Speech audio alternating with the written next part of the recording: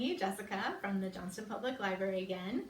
We're here for another quarantine time, and I've brought my kids with me again, and we're all ready, right, to be on camera. And we brought, so I'll let everyone introduce themselves again. I'm Kaya. I'm Jolie. Hey. Who are you, Meg? Oh, May! May! Anyway, so we're here with some book recommendations for you, and also we brought some of our animal friends that live with us in the house. You've already met Gizmo. Kaya has Gizmo, and you guys met Sunny last week, who is our cockatiel, and this week we also brought one of our tortoises. This is Sunshine, and she is just now coming out of her shell. She was kind of scared. She's very timid, but we put some apples out for her, so she might. Yeah, so she might come out. I don't know if you can see her. Yeah, she might start moving here. So She's looking at those apples. So Jolie, do you want to? This is your tortoise, Jolie. So do you want to talk a little bit about having a tortoise as a pet? So Sunny will let you. I mean, Sunshine isn't a huge fan of people. She's very shy. I couldn't tell you why, but she really likes food. She eats absolutely anything I'll put in front of her, and she's fairly easy to take care of. You just need to, like, I don't know, give them vegetables and fruits every now and then, put calcium on their food, give them a heat lamp and a UVB lamp, and the only thing that's I would complain about her is that because reptiles are, you think that they're quiet pets, and you think I'd have more trouble with, like, Sunny, like walking or something, but really, Sunshine thinks that if she tries really, really hard, she can get out of her tank by just rubbing her face against the glass, and it makes very loud noises. So yeah. Oh, she's starting to move around a little bit. She's acclimating to her new environment. So hopefully better she not walk off the doesn't table. walk off the table. I don't think reptiles have very good depth Okay, perception. are you gonna grab her, Jolie? grab her. She's going towards the night bus. Grab her, grab her, grab her, grab her, grab Maybe her. she wants to It ride. gives me a lot of Oh no, anxiety. she's gonna go back in. Okay. So last week, Sunny had the book recommendation of My Side of the Mountain, and I feel like if Sunshine, the tortoise, were to recommend a book, she would recommend The Wednesday Wars by Gary D. Schmidt. And she would recommend it because Gary D. Schmidt is one of my favorite authors. And it's very hard to find a book that has anything to do with tortoises. And anyway, so this is just a really good book. I love Gary D. Schmidt. The Wednesday Wars is set in 1967, so the Vietnam War is going on, and it tells the story of a boy. He's in 7th grade. I can't remember his name right now. Oh, are you coming? Come here. Oh, don't be mad. Come here. So anyway, he's in class with a teacher who he feels hates him, and then just a lot of different hijinks ensue. There's a rat who escapes into the ceiling. There's an episode with, oh, there goes the tortoise, wearing tights on a bus. And anyway, it's just a really fabulous book. I totally recommend it highly. So if Sunshine, the tortoise, were to recommend a book, she would recommend The Wednesday Wars by Gary D. Schmidt. And as always, all of these books are available as either e-books or e-audiobooks. Sunny will tell you about it. So you don't have to come to the library to be able to get your hands on this or listen to it. So Wednesday Wars by Gary D. Schmidt. 2 thumbs up. Also, Okay for Now, the follow-up book, is also excellent. Highly recommend.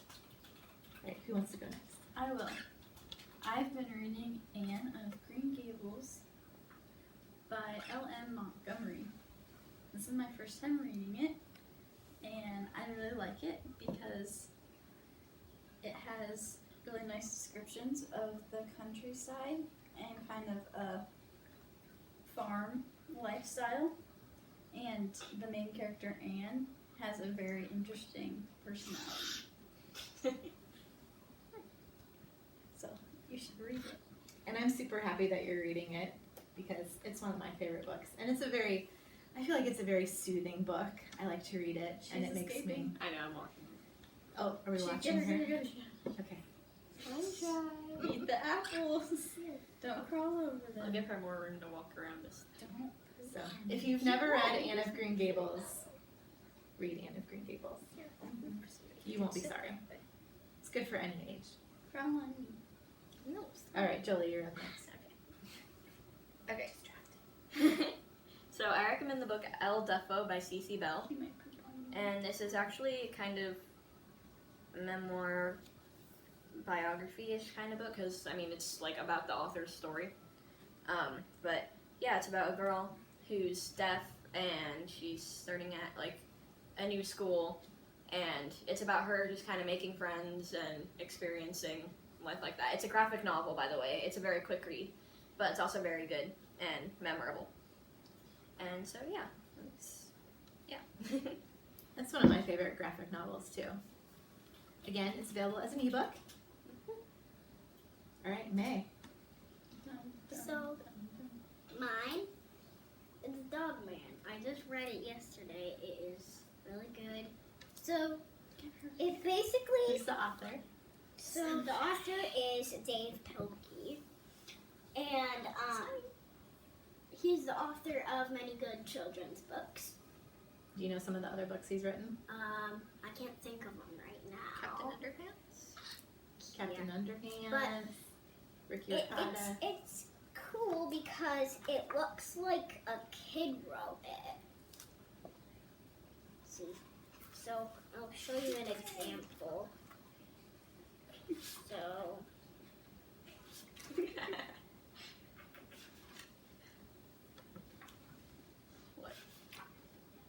What is the example, man? okay, so there are scribbles. Okay, here's one. Might be kind Right of hard to there. see on camera. I know, but it's right there. So how did Dogman come to be? Do you remember? So basically, Petey, which is the bad guy in the story, which is a cat, so he set out a bomb, and then since dogs are colorblind, so the dog named Greg was colorblind, and he said green. So he didn't actually say that. He just said grr. So the police officer snipped the green one, and bluey. That's what it says on the page. And then Greg's body is dying, and then the officer's head is dying. But then they just cut the officer's head off, and sew the dog, and cut the dog's head off, and then Yeah. put the fine. dog's head on the officer's body. Yeah. So, Yeah, I knew that that's how it happened, but hearing you explain it seems kind of startling. But yeah, so that's how Dogman came to be. And why did you like it, May? because it looks like a kid drew and wrote it, and there's different chapters that have different, like, they're all like mini comic books. Well, not many, they're actually pretty long, because it's kind of like a book inside of a book, because they make these Dogman comics, and then you're reading the things that they make. Cool. Oh, Alright. and it's Yeah. also pretty fun because at the end, it shows you how to draw some of the characters. Oh, that's cool. So you can have a drawing lesson at the end too. Uh-huh. Cool. All right. So those are our book recommendations for this week. Oh, and it also has...